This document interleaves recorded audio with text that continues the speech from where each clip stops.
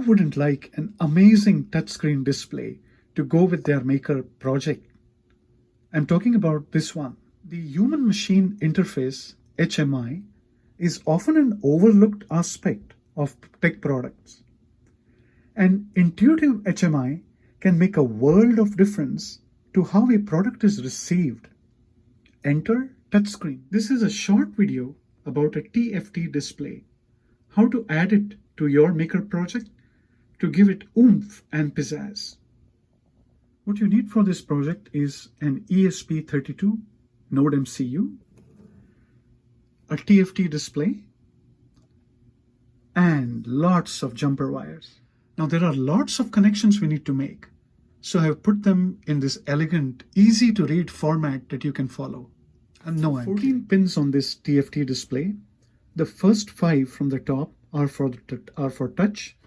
The next 7 are for display, and the last 2, the remaining 2, are for power. So 5 plus 7 plus 2, that's 14. We are going to make a diagram to see how to connect these 14 pins on the TFT to the Node MCU. So how do you eat an elephant? I'm told 1 bite at a time.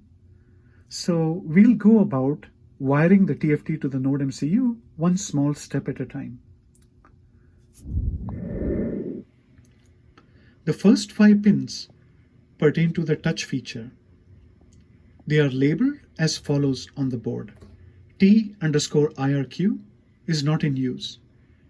DO, DIN, and clock must be connected to GPIO number 12, 13, and 14 respectively. CS is chip select, and it can be connected to any available GPIO pin. I have used number 4. Who even knows pins by their GPIO number? Not me. The common way to refer to these pins is by the label printed on the board. These are D6, D7, D2, and D5. What is the significance of these numbers?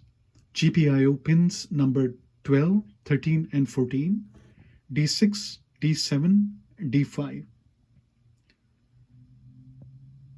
Together, these constitute what's called SPI, Sierra, Poland, Papa, India, SPI. Serial Peripheral Interface, a way to send messages between electronic devices over wire. Messages are encoded in binary and sent as a pulse train using a clock for synchronization.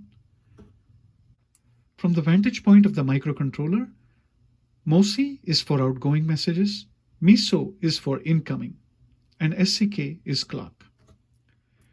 The serial peripheral interface is used not only for the touch feature, but also for the display feature. So these pins D6, D7, and D5 see double dipping. So on the display side, SDO is MISO, SDI is MOSI, and SCK is clock. Connect these to D6, D7, and D5 respectively. I will not repeat the GPIO numbers, they are the same. What's left is a game of fill in the blanks, or what do you call it, Mad Libs in North America? The next set of pins is LED, reset, and VCC. These are all connected to 3V 3 output of the Node MCU. Where am I getting all this information from? My genius brain?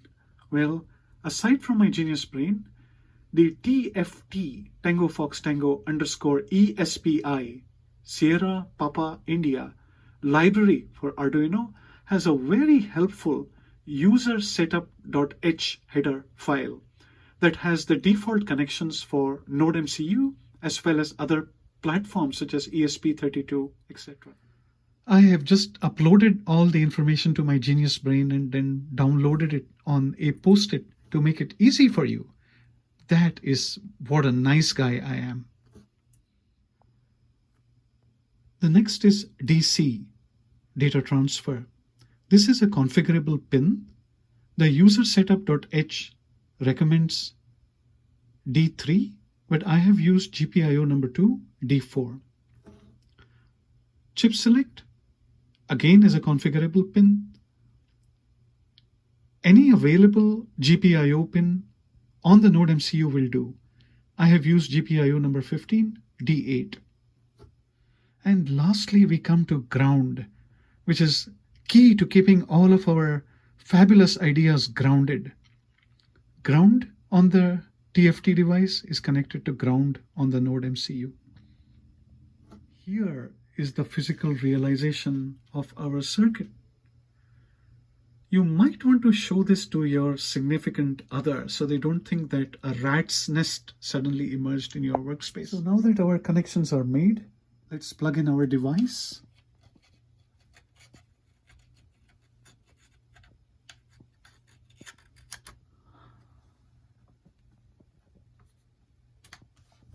And voila! Oh, nothing. I accidentally plugged in the wrong device. Now let us plug in our device.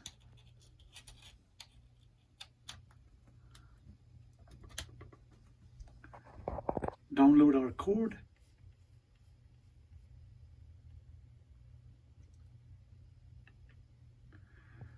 And it's compiling.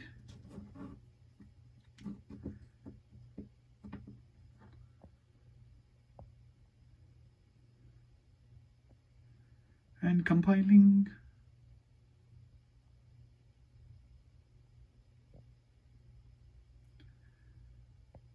And compiling. And voila! It's upside down. Let's fix that.